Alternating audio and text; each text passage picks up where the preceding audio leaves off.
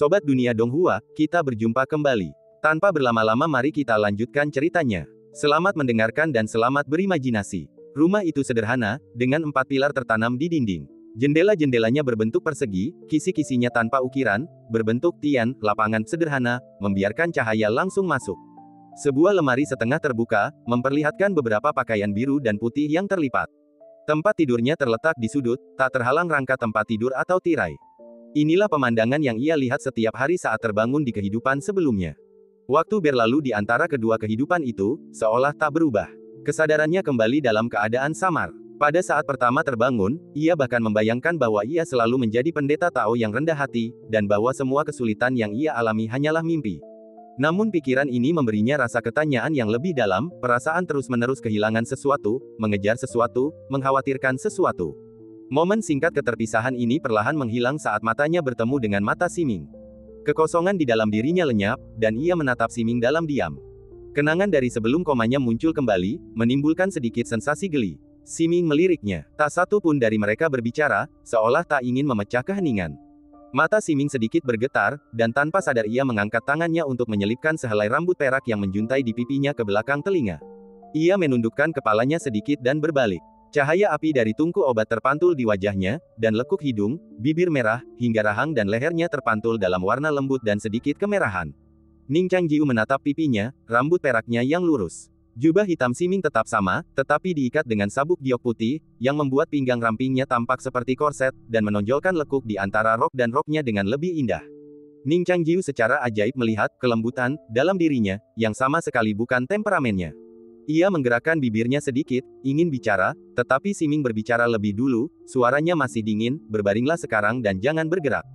Tulangmu patah semua dan organ dalammu terkilir semua. Jika kau merobek lukamu lagi, aku tidak punya keahlian seperti tuanku untuk menjahitnya untukmu.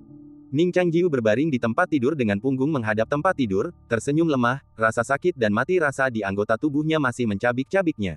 Kapan kau bangun? Tanya Ning Changjiu. Siming berkata lembut, aku bangun 2 hari lebih awal darimu. Aku tidak mengalami luka luar yang serius, tetapi jam mataharinya rusak dan melukai fondasinya. Ning Changjiu bertanya, apakah Tuan memperbaikinya untukmu? Siming mengerucutkan bibirnya dan terdiam beberapa saat sebelum berkata, tidak. Dia memberiku separuh jam matahari lainnya. Begitukah? Ning Changjiu sudah menduga hal ini dan berkata, ayo kita pergi dan berterima kasih kepada Tuan kita bersama nanti. Siming menggigit bibirnya, bertanya-tanya dalam hati, kenapa dia memberiku barang seberharga ini? Apa aku pantas dia melakukan ini? Ning Changjiu tersenyum dan berkata, bukankah kau bilang guruku pasti orang yang penglihatannya sangat buruk dan kurang hati nurani, jadi tidak heran dia menyelamatkanmu. Mata dingin Siming tiba-tiba memadat, dan ia berkata dengan dingin, ini semua salahmu. Kau sudah tahu sejak lama, kan? Kau sengaja tidak memberitahuku, hanya menunggu aku melihatnya, lalu menertawakanku. Ning Changjiu tersenyum dan berkata, bagaimana mungkin aku punya begitu banyak niat jahat? Siming mendengus dingin dan berkata, kau sengaja melakukannya. Kau hanya ingin mempermalukanku. Ning Changjiu bertanya, bagaimana pendeta agung bisa mempermalukan dirinya sendiri? Siming Jiao tubuhnya sedikit gemetar, tatapannya mengelak, dan ia berkata dengan ringan, maaf mengecewakanmu, tapi aku tidak pernah mempermalukan diriku sendiri. Ketika aku bangun, aku melihat punggungnya melalui kain kasa putih, dan aku mengenalinya sekilas. Aku tidak rendah hati atau sombong, dan aku sangat bermartabat. Ning Changjiu tersenyum jenaka, benarkah? Pendeta itu sungguh luar biasa. Siming menarik napas dalam-dalam dan berkata, bukankah kau terluka parah? Kenapa kau masih banyak bicara? Ning Changjiu tersenyum, dan suaranya yang santai seperti desahan, kupikir aku tidak akan pernah bisa berbicara denganmu lagi. Sekarang kita masih hidup, tentu saja kita harus menghargai setiap momen. Tubuh ramping Siming sedikit gemetar, dan ia berbalik lagi, dengan lembut mengambil kipas angin, mengipasi api, dan embun beku yang akhirnya mengembun di matanya menghilang dalam sekejap, tertutup uap air yang berkabut. Siming berkata, sebenarnya aku melihat semuanya. Hah? Ning Changjiu bertanya, apa yang kau lihat? Siming berkata, kau menggendongku di punggungmu, mendaki Kunlun, dan datang ke sini, dan aku melihat semuanya. Ning Changjiu bertanya sambil tersenyum, apakah guru menunjukkannya padamu? Siming menggelengkan kepalanya sedikit dan berkata, itu adalah seorang wanita bergaun hijau, dan wilayah kekuasaannya cukup baik. Kakak senior. Ning Changjiu mengangguk dan berkata, kakak seniorku sangat kuat. Kata, Jing, yang sangat kau kagumi ditulis olehnya. Siming setuju, kakak senior memang luar biasa. Kakak senior benar-benar menunjukkan semua ini padamu. Ning Changjiu tersenyum santai, hei, itu hanya mendaki bulan dalam semalam. Itu masalah sepele, bukan apa-apa. Siming bersandar di kursinya, matanya redup, dan berkata, kau tidak perlu meremehkan dirimu sendiri. Faktanya, itu tetap sangat menakjubkan. Ning Changjiu menatap bahunya yang indah dan bertanya ragu-ragu, apa yang kau lakukan setelah melihatnya? Bagaimana menurutmu? Siming segera berkata, jangan terlalu banyak berpikir, aku tidak menangis.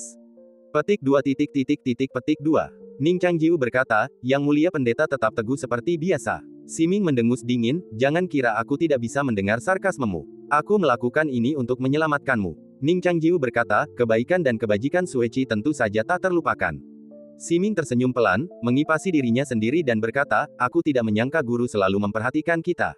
Ning Changjiu berkata, ya, dalam mimpi itu, ternyata semuanya nyata. Aku masih ingat banyak hal yang kau katakan. Siming membeku seolah-olah arus listrik mengalir di sekujur tubuhnya. Ia mengencangkan pegangan kipas dan berbisik, apa yang orang katakan dalam mimpi itu seperti yang dikatakan pemabuk, yang tidak bisa dianggap serius. Kau sudah melupakan semuanya. Ning Changjiu berkata, tapi seperti kata pepatah, kebenaran diucapkan setelah minum. Siming berkata, tidak ada yang mengatakan kebenaran setelah minum. Ning Changjiu berseru, kalau begitu, bolehkah aku bertanya apa yang kau lakukan setelah minum? Siming mengingatkan Ning Changjiu dengan hati-hati. Kau masih memiliki tanda budak jia-jia. Siming berkata dengan tenang, apa yang kau takutkan? Dalam mimpi itu, dia menindas kita bertiga selama 3 tahun. Apa kau benar-benar ingin membantunya?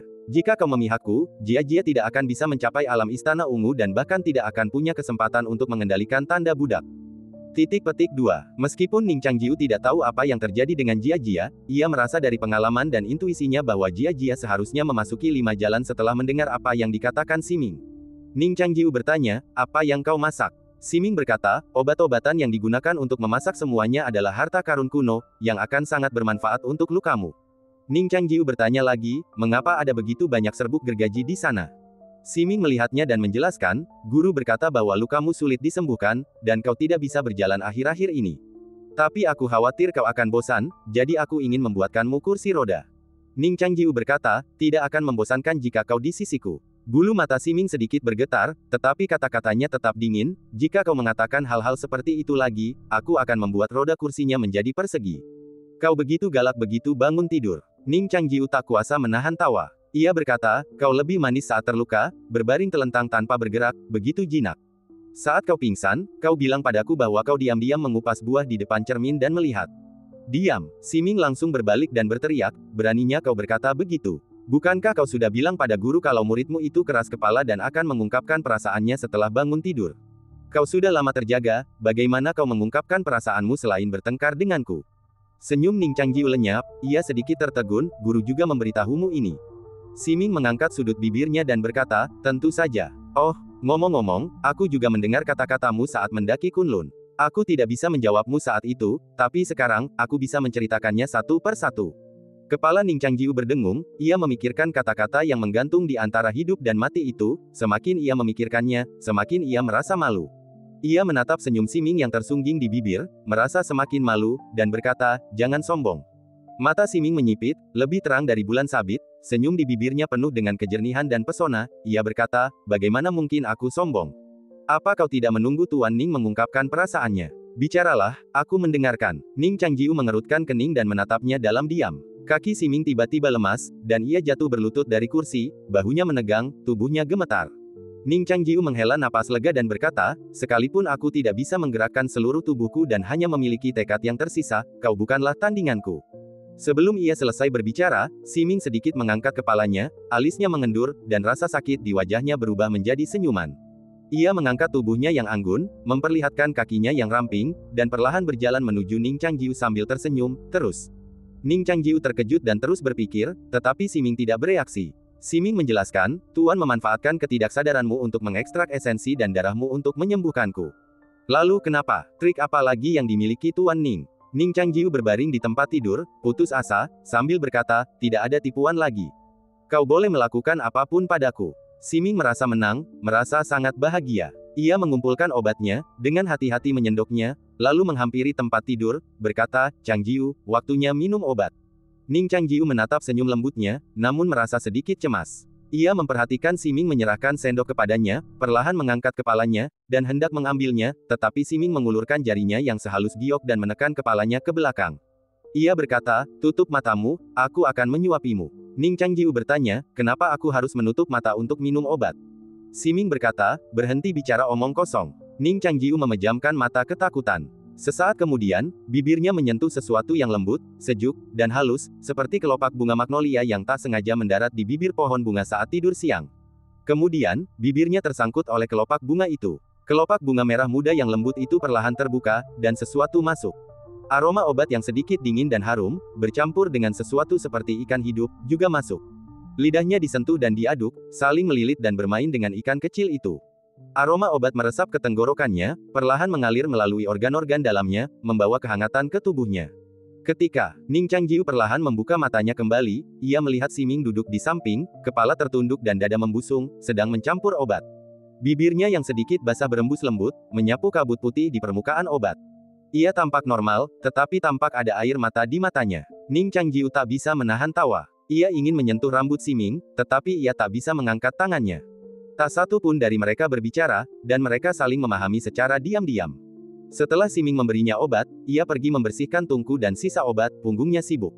Ning Changjiu menikmati ketenangan saat itu. Di kisi-kisi jendela, cahaya berubah dari putih menjadi kuning redup. Siming berkata dengan sabar, sudah malam, kau harus tidur lebih lama. Tubuhmu lemah sekali. Kalau kau merasa tidak nyaman, ingat untuk bilang. Ning Changjiu bertanya, bagaimana denganmu? Siming berkata ringan, kau menyelamatkanku, aku akan menjagamu. Sambil berbicara, Siming perlahan mengangkat selimutnya, meringkuk, dan merangkak masuk sedikit demi sedikit. Ning Changjiu menatap wajahnya dari dekat, dan masih merasa agak tidak nyata. Siming menjelaskan, aku mengkhawatirkanmu karena kita jauh, jadi aku berkenan tidur denganmu selama 2 hari. Jangan berharap terlalu banyak, yah, lagi pula, kalaupun kau punya, kau tidak bisa berbuat apa-apa sekarang. Si Ming tersenyum provokatif, menatap wajah tampannya, ia sangat bahagia. Ning Changjiu juga tertawa. Jarak mereka begitu dekat sehingga Ning Changjiu bisa dengan jelas menghitung bulu matanya yang panjang dan lentik. Ia berkata, aku ingin minum obat lagi. Si Ming sedikit terkejut dan berkata, aku sudah menuangkan obatnya. Rasanya pahit sekali, apa kau kecanduan? Sama sekali tidak pahit, kata Ning Changjiu, sambil bergerak pelan dan mengecupnya dengan lembut. Si Ming terkejut, pipinya sedikit miring, mengelak ke kiri dan ke kanan. Pipinya yang halus disentuh oleh orang itu. Ia sedikit gemetar, tak lagi menghindar, dan bibir indahnya segera tertangkap. Siming memejamkan mata dan menenangkan pikirannya. Ia tak kuasa menahan diri untuk mengingat adegan yang ditunjukkan kakak perempuan berok hijau itu padanya. Kelembutan saat itu menjadi intens, dan jantungnya berdegup kencang. 2 butir air mata bening tak lagi tertahan, dan tiba-tiba mengalir turun dan membasahi bantal. Jangan buka matamu, kata Siming samar. Mata Ning Changjiu sedikit menyipit, dan ia melihat wajah keras kepala dan angkuhnya sudah berlinang air mata. Malam itu panjang, tak satu pun dari mereka tertidur. Ning Changjiu terbebani oleh luka di sekujur tubuhnya dan tak bisa berbuat apa-apa. Ia hanya bisa berbaring diam, meringkuk di samping Siming, memandangi cahaya bulan yang masuk melalui jendela dan berbicara dengan suara pelan. Awalnya kau bilang setelah kita menikah, kau akan memberitahuku sebuah rahasia. Aku sudah lama menunggu, kata Ning Changjiu tiba-tiba. Siming tertegun dan berkata, aku berbohong padamu saat itu terutama karena aku menginginkan gagak emasmu. Ning Changjiu berkata, ya, kau memang sangat kejam saat itu. Kau terus berpikir untuk membunuhku dan mengambil burung itu. Siming menunjuk penampilan mereka saat ini dan berkata, jadi, aku tidak dihukum. Ning Changjiu melanjutkan, apa yang ingin kau katakan padaku? Sebenarnya tidak ada. Siming berkata, aku hanya melihatmu mati sekali di kehidupan sebelumnya. Ning Changjiu sudah tahu tentang pengalaman hidupnya dan si Anger. Ia mengingatnya dengan santai dan berkata, apakah ada orang lain di sekitarku saat itu? Siming berkata, tidak ada siapa-siapa di sini. Begitukah? Jawab Ning Changjiu, sedikit sedih. Siming berkata lembut, kau tidak sendirian sekarang. Kami semua akan bersamamu. Ning Changjiu masih sedikit tidak nyaman dengan kelembutannya dan berkata, aku akan selalu bersamamu. Siming mendengus dingin, beraninya kau berkata begitu. Berapa banyak gadis yang telah kau rayu selama ini? Apa kau punya batasan? Ning Changjiu ragu-ragu dan berkata, cinta itu tak terbatas. Jeritan Ning Changjiu menggema di ruangan itu. Ning Changjiu tidak pernah tertidur. Pagi-pagi sekali, Siming menyipitkan mata dan tertidur sejenak. Ia dengan lembut bersandar di bahunya, tubuhnya menyentuhnya samar-samar, seolah takut ia akan tiba-tiba menghilang. Ketika Siming bangun, ia segera turun dan melanjutkan mengutak-atik kursi roda. Serpihan kayu beterbangan di luar pintu. Siming mendorong kursi roda kayu yang sudah jadi itu masuk. Ning Changjiu dipeluknya dan perlahan-lahan dimasukkan ke dalam kursi roda. Kamu mau lihat pemandangan di mana? Aku akan mengantarmu ke sana. Siming berdiri di belakangnya, mendorong kursi roda, dan berkata dengan serius. Ning Changjiu berpegangan pada sandaran tangan kursi dan bertanya sambil tersenyum, apa yang bisa dilihat? Alis Siming berkerut. Ning Changjiu, aku sudah membuat kursi ini selama 3 hari. Jangan kurang ajar. Ning Changjiu tersenyum dan menjelaskan, kamu berdiri di belakangku, jadi aku tidak bisa melihat pemandangan terbaik. Bagaimana aku bisa menikmati bunga dan tanaman lainnya? Siming tak kuasa menahan senyum, tetapi suaranya tetap dingin. Kalau kamu terus bicara omong kosong, aku akan mendorongmu naik tangga lalu melepaskanmu, membiarkanmu meluncur turun. Ning Changjiu langsung memohon ampun. Kuil itu dingin dan sunyi. Kakak ketiga Jisuan telah kembali ke menara lukisan ilahi, kakak keempat terus membasmi iblis, kakak keenam masih menjelajahi dunia fana, kakak kelima sedang menulis prasasti surgawi di paviliun, dan kakak tertua serta kakak kedua belum keluar untuk menyaksikan keseruan itu. Sepertinya hanya mereka berdua yang tersisa di seluruh kuil. Siming mendorong Ning Changjiu dan perlahan berjalan maju. Tempat ini persis seperti dalam mimpiku, Siming mendesah, melihat sekeliling. Ning Changjiu berkata, ya, kami sedang membaca dalam mimpi saat itu dan tidak sempat melihatnya dengan saksama. Sayang sekali, Siming berkata lembut, apa yang perlu disesali? Bukankah Jia-Jia dan Xianger juga ada di sini? Kita semua bisa berkumpul lagi nanti. Ning Changjiu mengangguk dan berkata, tidak ada waktu untuk menunda urusan Xiaoling. Siming mendorongnya sampai ke kolam pelepasan. Mereka berdua memandangi ikan-ikan di kolam, pikiran mereka melayang. Siming tiba-tiba bertanya, siapa yang lebih cantik, aku atau Zhao Xianger? Ning Changjiu langsung tersadar, menegakkan punggungnya, dan duduk tegak. Siming tersenyum dan berkata, aku hanya bertanya dengan santai. Silakan beritahu aku apa yang kau inginkan. Ning Changjiu, berpegang teguh pada prinsip berkata jujur kepada orang lain dan berbohong kepada hantu, berkata, tentu saja kau lebih cantik. Tidak ada orang lain di dunia ini yang secantik dirimu. Begitukah? Siming mengangguk pelan. Ia mengeluarkan sebuah batu dari dadanya dan melambaikannya di depannya. Ini batu perekam suara. Aku harus sering mengeluarkannya dan mendengarkan kata-katamu bersama kakak ketigaku. Darah Ning Changjiu mendidih. Sueci, aku tidak dendam padamu. Kau, ia mengangkat tangannya dengan susah payah, mencoba meraih batu itu. Siming memegang cakram giok di tangannya dan berkata dengan senyum lembut, jaga sikapmu baik-baik. Jika aku senang, aku akan memberikannya padamu. Mengerti, Ning Changjiu membayangkan ekspresi Xianger setelah mendengar ini dan mengangguk dengan penuh wibawa. Siming tersenyum dan mendorongnya keluar kuil. Ning Changjiu memandangi hamparan gandum yang bergulung-gulung dan pepohonan yang rimbun di kedua sisi ladang, dan tak kuasa menahan diri untuk mendesah, aku benar-benar ingin tinggal di sini selamanya. Siming juga berkata, banyak pohon dan herba purba di sini, begitu pula burung dan binatang buas, telah punah selama ribuan tahun. Mereka awalnya hidup di utara dan selatan dunia, di mana kondisi kehidupannya sangat keras. Mereka tidak lagi dapat dilihat di surga ini. Ning Changjiu berkata, mungkin ini juga kerajaan dewa. Siming juga mendesah, memang ada dunia yang lebih tinggi di balik dunia yang lebih tinggi. Ning Changjiu bertanya, apakah kau melihat seperti apa rupa guru? Tidak juga, kata Siming dengan menyesal, aku hanya melihat bayangannya melalui tabir putih. Ning Changjiu tidak bertanya lebih lanjut, tahu bahwa guru akan mendengar setiap kata yang diucapkannya. Siming mendorongnya dengan hati-hati menuruni tangga. Ning Changjiu, merasakan semilir angin dari ladang gandum, berkata, senang sekali rasanya masih hidup.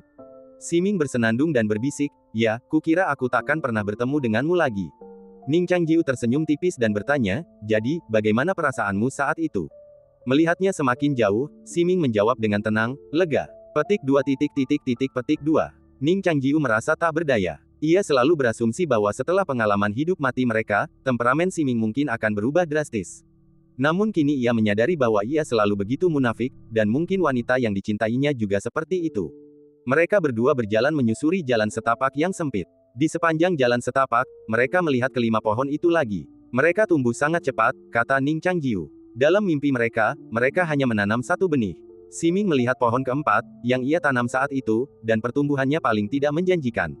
Siming segera menggunakan kekuatan spiritualnya untuk menyiraminya. Ia menyiram pohon-pohonnya sendiri, pohon Jia-Jia, pohon Xiaoling, dan pohon Ning Changjiu, tetapi tidak menyiram pohon Zhao Xianger, seolah-olah Zhao Xianger adalah saingan terbesarnya. Setelah menyiram, Siming tampak gembira, seolah-olah ia telah melihat anakan pohonnya tumbuh menjadi pohon-pohon yang menjulang tinggi. Aku akan membawamu ke suatu tempat, kata Siming sambil mendorong kursi rodanya dengan cepat, dan bahkan berbelok dengan menegangkan di tikungan, yang membuat Ning Changjiu begitu ketakutan hingga ia memegang sandaran tangan dengan erat. Siming mendorong dengan satu tangan dan menutupi matanya dengan tangan lainnya. Ketika mereka sampai di tujuan, ia perlahan melepaskannya. Ning Changjiu membuka matanya. Ada tebing di kakinya. Di depannya, lautan awan dan ombak pinus bergelombang.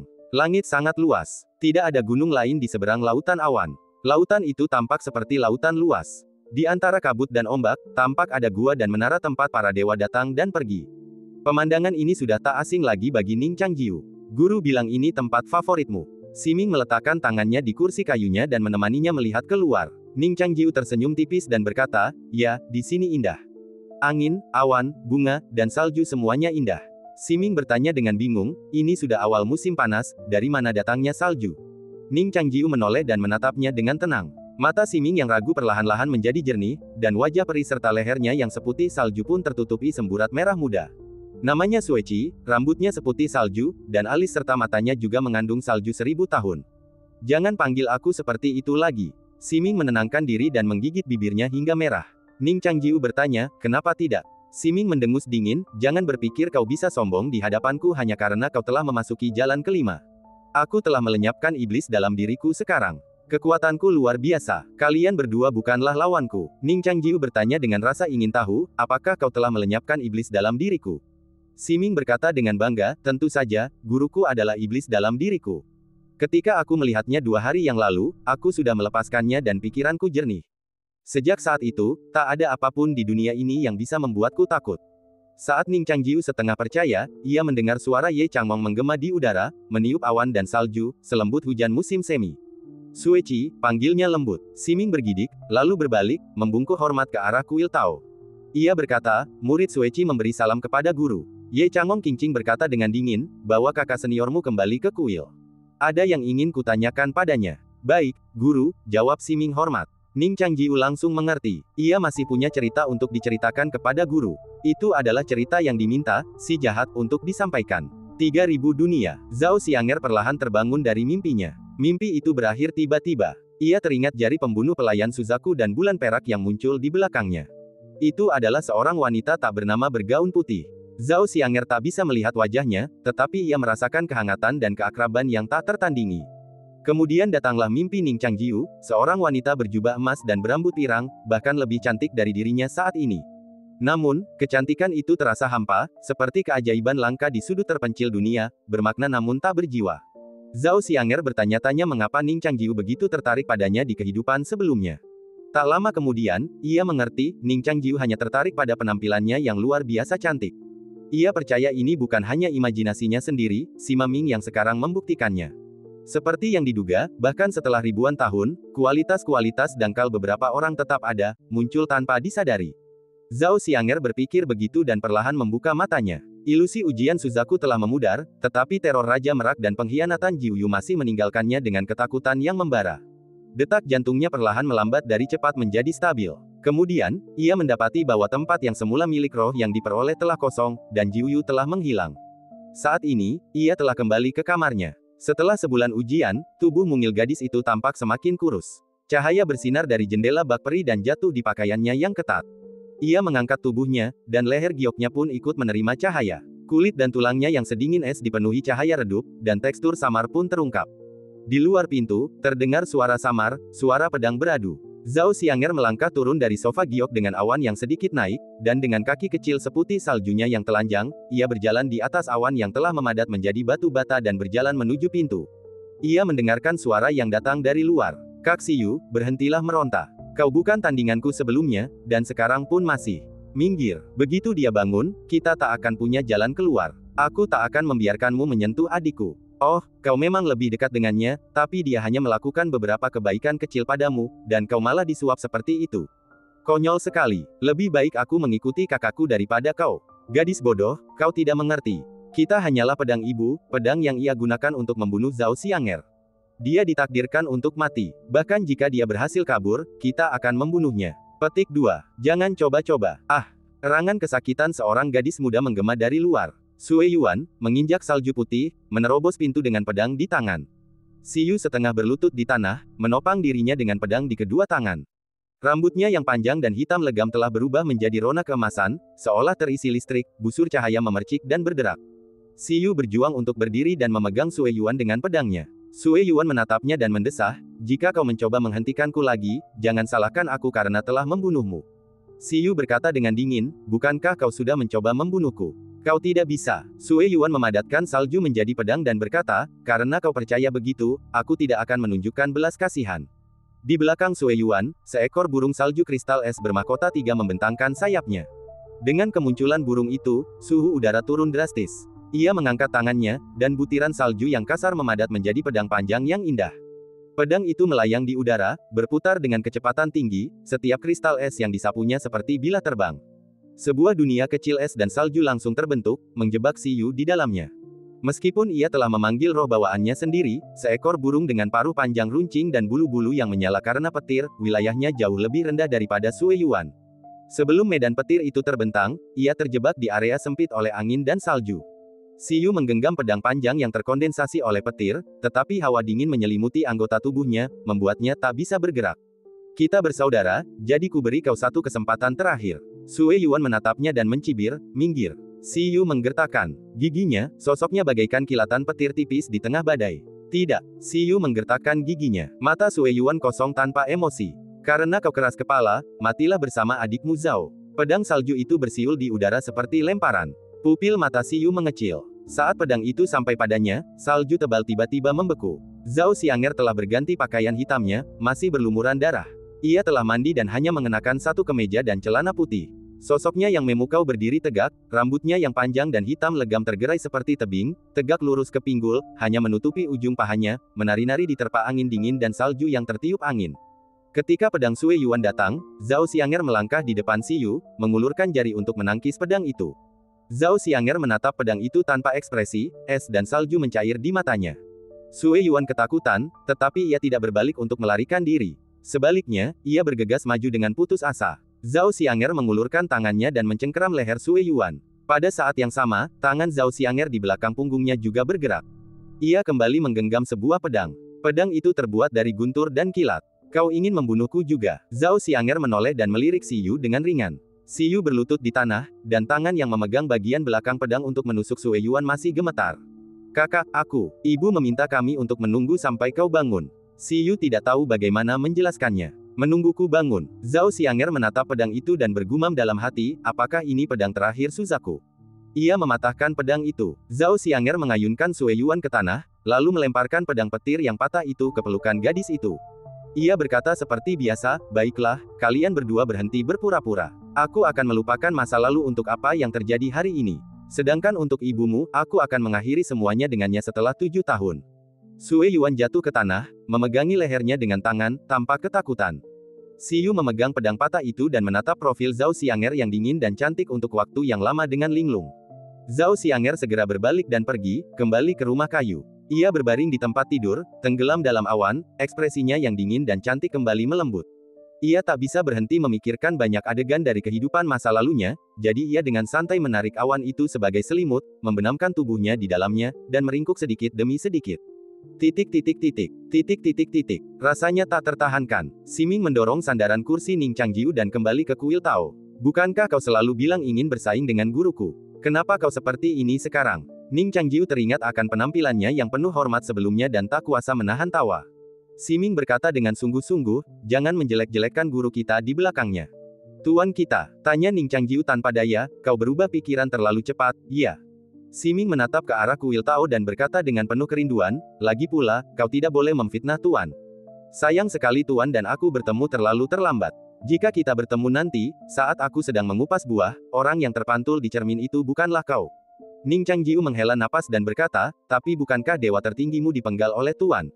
Siming berkata dengan serius, dewa tertinggi itu tiran dan tidak adil, dan Tuan hanya menegakkan keadilan untuk surga. Ning Changjiu bertanya, bukankah karena Tuan, kau dan Ye Chu bertemu? Dan diasingkan ke kota batas rusak selama 700 tahun. Siming menghela napas dalam-dalam, ini adalah pelatihan yang diatur dengan cermat oleh Tuan, untuk mengasah karakterku. Ning Changjiu mengerutkan kening, merenung sejenak, dan berkata, kau mengatakan ini karena Tuan bisa mendengarnya, kan? Wajah Siming yang dingin dan tegas tak terbendung lagi. Ia menekuk jari-jarinya yang ramping bagaikan giok, menepuk kepala Ning Changjiu, dan berkata dengan gigi terkatup, kau tahu itu dan masih bertanya. Apa kau ingin menindasku, atau kau ingin mengkhianati guru dan leluhurmu? Ning Changjiu tak berani menjawab dalam hati dan terdiam dengan marah. Siming mengerucutkan bibir merahnya dan mendorong kursi roda dengan marah. Ngomong-ngomong, kau sudah hidup bertahun-tahun, adakah yang paling kau rindukan?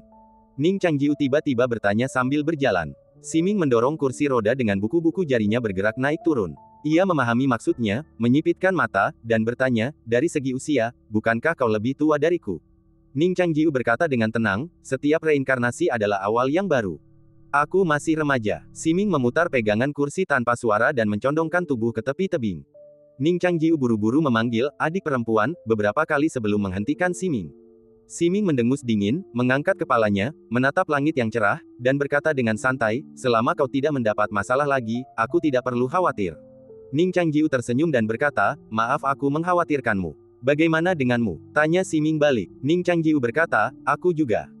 Asal saja. Siming berkata lembut, dan angin sepoi-sepoi bertiup, mengangkat rambut peraknya yang halus. Ia mengulurkan tangan untuk menangkis angin yang mengganggu rambutnya. Angin sepoi-sepoi membawa rasa lega di hatinya. Ia tersenyum dan berkata, jangan coba-coba lolos begitu saja. Aku akan bertanya beberapa pertanyaan lagi, dan kau harus menjawab dengan jujur. Ning Changjiu tersenyum dan berkata, permisi. Siming bertanya, apa warna kesukaanmu? Ning Changjiu menjawab, putih.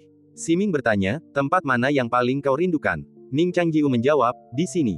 Siming sedikit mengernyit, berpikir sejenak, lalu bertanya, apa seni bela diri yang paling kau kuasai? Ning Changjiu segera menjawab, upacara Agung Yin Yang. Siming berseru, mendengar nama agung itu, dan dengan penasaran bertanya, karya klasik sekte mana ini? Sekte Hehuan, jawab Ning Changjiu. Dada Siming naik turun saat ia melanjutkan, lalu siapa yang paling kau sukai? Ning Changjiu merenung, aku menyukai wanita yang paling menyukaiku. Siming menyipitkan matanya, tatapan membunuh masih terpancar di matanya. Lengan baju hitamnya dengan lembut menutupi bahu Ning Changjiu, dan senyum lembut tersungging di bibir merahnya yang lembut. Ia bertanya, lalu apa yang paling kau nantikan untuk dilakukan bersama wanita yang kau cintai? Seharusnya itu pertanyaan yang menyentuh hati, tetapi Ning Changjiu merasakan hawa dingin menjalar di punggungnya. Setelah bangun, bukankah seharusnya Sueci bersikap lembut, penuh perhatian, dan patuh? Sama seperti Jia, ia akan pergi bergandengan tangan dengannya semalaman, bergegas ke kota Liantian untuk naik perahu, menanggalkan aura dan pakaian tuannya tanpa jejak. Tapi Sueci, bagaimana mungkin dia begitu berbeda dari yang dibayangkannya? Hati Ning Changjiu setenang air, dan ia berkata dari lubuk hatinya, aku ingin memahami seni bela diri yang paling ku kuasai bersama wanita yang paling ku cintai, di tempat favoritku. Siming memejamkan mata, pipinya sedikit menggembung, dan giginya sedikit terkatup. Ia berkata, sekarang hanya kita berdua, tidak bisakah kau mengatakan yang sebenarnya? Ning Changjiu menghela napas, itu karena batu suara itu membuatku merasa sangat gelisah. Terlebih lagi, setiap kata yang kuucapkan berasal dari lubuk hatiku. Aku tidak akan tertipu oleh tipuanmu, kata Siming bangga. Melewati kelima pohon muda itu, Siming pergi menyiramnya lagi, dan kali ini, ia berhenti menyiram Ning Changjiu juga. Namun Zhao Xianger dan Ning Changjiu tidak menyiram pohon itu bersama-sama, membuat mereka tampak seperti pasangan. Hal ini semakin meresahkan Siming, jadi ia menyiramkan semua air yang tersisa ke Zhao Xianger, berniat untuk menenggelamkan pohonnya. Ning Changjiu berkata, kau mungkin tidak menyukaiku, tapi pohon muda ini tidak bersalah. Apa yang kau tahu? Ini namanya membunuh pohon untuk memperingatkan Ning. Siming berkata, kau tidak punya kuasa untuk mengendalikanku sekarang. Kalau kau membuatku marah lagi, aku akan membunuhmu, istrimu, dan yang lainnya. Jadi, ingatlah untuk berhati-hati dengan kata-kata dan tindakanmu. Ning Changjiu membenci kenyataan bahwa ia tidak bisa menggerakkan tangan dan kakinya. Ning Changjiu semakin marah, tetapi ia tak kuasa menahan diri untuk berkata, meskipun aku tidak bisa menyembuhkanmu, bukankah aku masih punya guru? Aku murid terakhirnya. Senyum Siming tiba-tiba mengembang. Ia mendorong Ning Changjiu menaiki tangga dan melewati pintu pertama. Kemudian, di depannya, ia perlahan menutup pintu dan berkata, sekarang, harta terakhirmu telah hilang. Ning Changjiu bersandar di kursinya, merasa putus asa. Bibir merah Siming terangkat, dan senyum tipis tersungging di matanya yang sedikit melengkung. Ketika mereka sampai di pintu masuk kuil, Siming membungkuk pelan, berbisik di telinganya, dan bertanya dengan sedikit khawatir, mau aku ikut masuk? Ning Changjiu merendahkan suaranya, berkata, tidak, aku harus melindungimu. Aku tidak bisa membiarkanmu menghadapi iblis dalam dirimu. Namun Siming langsung mengkhianatinya. Ia berdeham 2 kali dan berkata, jangan bicara tentang guru kami seperti itu. Guru adalah makhluk abadi, dan kaulah iblisnya. Ning Changjiu hendak berbicara ketika suara Ye Changong terdengar samar dari dalam kuil. Hentikan, Sueci, bawa adikmu masuk. Kau tunggu di luar. Siming membungkuk pelan. Pintu kuil perlahan tertutup, dan Ning Changjiu memutar kursinya dan berjalan sendirian menuju kain kasa putih, yang memantulkan bayangan keemasan dan cahaya lilin. Ia menatap bayangan yang tergambar di kain kasa putih, dan bahkan sekarang, ia masih merasa seperti berada dalam mimpi, tak nyata. Ning Changjiu hendak berterima kasih kepada gurunya karena telah menyelamatkan nyawanya dan Siming ketika suara Ye Changmong yang sedikit lelah terdengar, ceritakan saja kisah tentang kejahatan. Baik, guru, Ning Changjiu menelan kembali kata-katanya. Perlahan ia melepaskan segel di benaknya, perlahan-lahan mengambil kembali kisah yang telah disegelnya dalam ingatannya. Ning Changjiu mulai menceritakan kisah singkat nan absurd ini. Dahulu kala, ada sebuah tempat bernama Jitai. Tempat itu adalah tebing di ujung dunia. Batu-batu di tepi tebing itu menjulur, seperti gigi binatang buas, atau bulu mata seorang gadis muda. Di bawah bulu mata, terdapat sebuah kerajaan yang dikenal sebagai Kerajaan Neverday. Sesuai namanya, Kerajaan Neverday diselimuti kegelapan abadi. Penduduknya tak pernah melihat cahaya, hidup dalam kegelapan. Rentang hidup mereka pendek, bahkan anak muda yang paling sehat pun hanya bertahan hidup tak lebih dari 10 tahun. Sebuah legenda tersebar di seluruh kerajaan Neverday, seorang raja iblis berdiam di atas bulu mata, merampas semua cahaya untuk dirinya sendiri. Hanya dengan mengalahkan raja iblis inilah penduduk negeri ini dapat hidup bahagia. Namun, raja iblis itu luar biasa kuat. Tebing bulu mata menyerupai mata yang menjulang tinggi, mengawasi mereka dari sudut pandang raja iblis, terus-menerus menguji kesetiaan mereka. Raja muda itu, menimbang untung ruginya, menolak menerima kegelapan abadi yang ia dan rakyatnya alami. Mendengar kisah-kisah tentang cahaya di baliknya, ia percaya bahwa kerajaan Neverday adalah negeri terkutuk. Ia mulai mengumpulkan para prajurit untuk menemukan cara mengalahkan Raja Iblis, menjanjikannya seluruh kekayaan kerajaan dan putrinya. Dengan hadiah yang berlimpah, seorang pria pemberani muncul. Seorang pemuda tiba di istana dan bertemu raja. Ia dengan tulus menjelaskan identitasnya, ia adalah orang asing, terdampar di sana akibat kapal karam. Ia telah melihat cahaya di sisi lain dan tahu cara mendapatkannya. Raja sangat gembira dan mengizinkannya bertemu putrinya. Putri raja itu cantik, dengan mata jernih dan lincah serta sosok yang anggun dan berwibawa, tetapi rambutnya beruban dan tampak seperti rumput layu. Pemuda itu tidak memperhatikan rambutnya. Ia menatap matanya dan bersumpah, aku akan menerangi kedua permata paling berharga ini dengan cahayaku. Maukah kau menemaniku dalam pencarian cahaya? Sang putri, yang bosan karena terkurung lama di istana, dengan senang hati menerima undangan prajurit muda itu. Pemuda itu dan sang putri berangkat, membawa pedang dan baju zirah pemberian raja dan menaiki perahu besar yang dibangun raja untuknya. Di dalam perahu, pemuda itu berenang menembus angin dan ombak yang ganas, tiba di dasar lembah yang dikelilingi laut dalam. Ada dunia tersembunyi di sini. Sang putri, pipinya memucat setelah berhari-hari gelisah, berseru takjub melihat gua di dasar laut. Pemuda itu berkata, inilah laut harapan. Dasar gua ini adalah bagian terdalam dari lautan. Sang putri bertanya dengan rasa ingin tahu, apa yang ada di dalam gua itu. Pemuda itu menjawab, bagian terdalam dari laut harapan, tentu saja, adalah tempat harapan berada. Ia mengambil 6 tali, mengikatnya, dan menggantungnya di dinding, lalu menurunkannya ke laut. Ia dan sang putri menuruni tali-tali itu. Ketika mereka mencapai dasar laut yang dalam, sang putri berkata, aku tidak bisa melihat apa-apa. Pemuda itu tersenyum dan berkata tidak masalah. Ia memberinya kapak dan menyuruhnya menebas kegelapan. Sang putri melakukan apa yang diperintahkan. Ia menebas kapak itu dan, bersama prajurit muda itu, membawanya ke atas perahu. Di atas perahu, pemuda itu, yang mengenakan baju zirah dan pedang, masih berlumuran darah dan luka. Di sisi lain, sang putri tidak terluka. Gaunnya bersih tanpa noda, dan ujung rambutnya yang panjang dan kelabu bahkan menghitam. Apa-apaan ini? Seru sang putri dengan marah, sambil menatap kayu di tangannya. Kau membawaku ke tempat berbahaya seperti ini hanya untuk menebang kayu bakar. Kegelapan bukan hanya menyelimuti satu ruangan, tapi menyelimuti seluruh negeri. Apa gunanya kayu bakar ini? Pemuda itu, mengabaikan luka-lukanya sendiri, tersenyum dan menjelaskan, ini bukan kayu biasa. Ini kayu untuk melukis. Melukis kayu. Rasa ingin tahu sang putri semakin dalam. Pemuda itu berkata, kayu-kayu itu bisa digunakan sebagai kuas. Dengan memegangnya, kau bisa menciptakan warna. Warna, apa itu? Tanya sang putri, bingung. Di dunianya, ia tidak mengenal konsep warna. Neverday City terbuat dari hitam, hitam gelap dan terang yang berselang-seling di langit, gradasi hitam yang beragam dari batu hingga singgasana, hitam tipis di permukaan laut, dan hitam pekat yang mengerikan di bawah laut.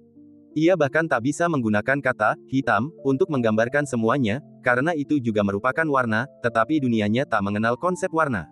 Pemuda itu berkata, warna adalah cahaya. Itulah rahasia iblis, yang tak ingin ia ungkapkan, karena dengannya, kita bisa menerangi seluruh dunia. Sang putri tak mengerti. Ia berkata, tapi dalam epos kuno, mataharilah yang menerangi dunia, bukan warna yang kau bicarakan. Pemuda itu berkata, warna dapat mengembalikan dunia ke wujud aslinya. Begitu dunia kembali ke wujud aslinya, manusia akan mendapatkan kekuatan yang tak tertandingi. Lalu, kita bisa mengusir iblis dan memanggil matahari untuk datang. Saat aku kembali, aku akan membagikan kayu yang dicat kepada semua orang pemberani. Lalu, kerajaan tanpa cahaya siang akan berganti nama menjadi kerajaan 7 warna. Sang putri mengerucutkan bibirnya dan berkata, aku seorang putri, tapi aku sudah lama bersamamu. Jika kau berani berbohong padaku, aku akan menyuruh ayahku memotongmu berkeping-keping. Aku sudah merasakan sakitnya diiris-iris, kata pemuda itu tanpa amarah. Ia tersenyum, lagi pula, aku tak bisa menipu mata sejernih dan seindah ini. Saat cahaya kembali, aku akan mengundang kalian untuk menyaksikan lahirnya kerajaan baru. Sang putri skeptis. Keduanya kembali ke kerajaan. Ketika raja melihat tumpukan kayu bakar, ia pun murka. Ia bertanya, apakah ini yang kalian bawa kembali dari perjalanan panjang? Pemuda itu tersenyum dan berkata, Yang mulia, bersabarlah. Aku akan menunjukkan keajaibannya kepadamu. Ia menghunus pedangnya, mengupas sepotong kecil kayu, lalu membakarnya. Api itu tak mampu menerangi dunia, api itu hanya membuat warna hitam terang mendekati kehampaan, dan warna hitam pekat mendekati hitam. Saat kayu itu terbakar, sebuah keajaiban terjadi. Itu adalah api yang berwarna. Seluruh aula menjadi sunyi. Raja belum pernah melihat yang seperti itu. Ia menatap api itu, gemetar, dan bertanya, apa ini? Yang mulia, inilah warna, hal yang paling berharga di dunia, dan hal yang ditakuti Raja Iblis. Pemuda itu tersenyum dan berkata, sekarang, aku akan menunjukkan keajaibannya kepada Yang Mulia. Ia mendekatkan kayu yang menyala, bagaikan batang korek api, ke wajah sang putri dan berkata, Yang Mulia, aku akan melukis sapuan warna pertama untukmu. Sang putri membalas tatapan tulusnya dan memejamkan mata dengan percaya. Pemuda itu mendekatkan kayu yang menyala itu. Sebuah keajaiban terjadi, dan sang raja tak percaya apa yang disaksikannya, ia menyaksikan putrinya berubah menjadi sesuatu yang sama sekali berbeda, pipinya berwarna murni dan lembut, sementara pupil matanya tampak semakin gelap. Warna gaunnya memancarkan kehangatan yang tak terlukiskan, sementara warna syalnya memancarkan hawa dingin yang tak terlukiskan. Sesuatu yang belum pernah ada sebelumnya di dunia. Pemuda itu memberitahu sang raja nama-nama mereka, putih, hitam, merah, biru. Ia mengucapkan kata-kata ini seolah-olah sedang membacakan dekrit kekaisaran yang paling agung. Pemuda itu melanjutkan melukis, memberi tahu raja nama-nama mereka, ini hijau, ini kuning, ini cian. Saat kayu di tangannya terbakar habis, sang putri telah diselimuti permadani warna-warni yang kaya. Keindahannya nyaris seperti iblis. Ia kini bersinar terang di aula. Semua orang terpikat oleh kecantikan sang putri. Pada hari itu, mereka akhirnya menemukan apa yang selama ini mereka lewatkan, cahaya, begitulah katanya, ternyata begitu cemerlang dan menyentuh. Mereka bersuka cita dalam kecantikan sang putri. Inilah keindahan sejati yang asli, kata pemuda itu sambil tersenyum. Ingatlah ini, putri, ini akan membawa keberuntungan bagimu selama ribuan tahun mendatang. Ribuan tahun, sang putri terkejut. Saat itu, ia tak dapat memahami apapun yang lebih lama dari 10 tahun, karena seperti kata pepatah, hidup hanyalah 10 tahun. Pemuda itu berkata, warna-warna telah muncul, kutukan telah dipatahkan. Mulai sekarang, waktu tak lagi dapat memenjarakan kita. Kita telah terbang bebas dan dapat menikmati perjalanan waktu yang tak berujung.